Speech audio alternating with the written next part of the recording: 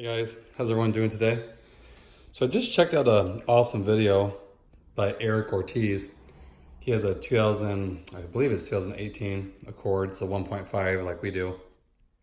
And he just put the Takeda cold air intake in it. And I thought it was a great video. I think you guys should really check it out.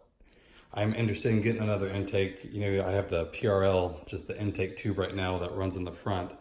But I'm really looking for a cold air intake, and nothing out there seemed that great since they all have like the open element design that sucks in all the hot air.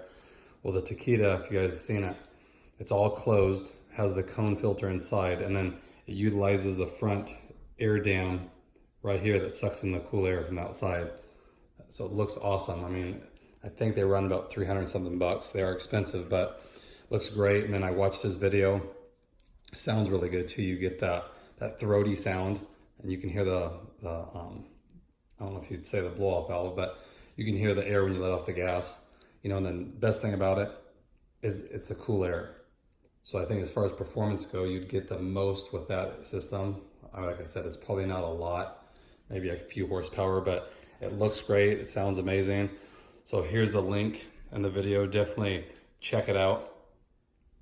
He's posted a couple videos and I like what he's doing. Like I said, that's a great intake to have. So shout out to you. Good job on that one.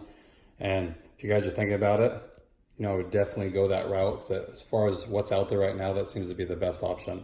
You know, it's the cold air that you want, and you still get the sound like a short air, like the short ram intake would give you with the exposed filter.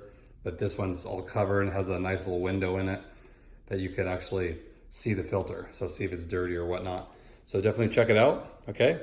And I will keep my eye on it and maybe hopefully find a coupon, something on eBay, goes cheaper, you know, but it's definitely, I think, worth it. So check that out. Hope everyone's doing good, and I will talk to you guys later. Thanks again.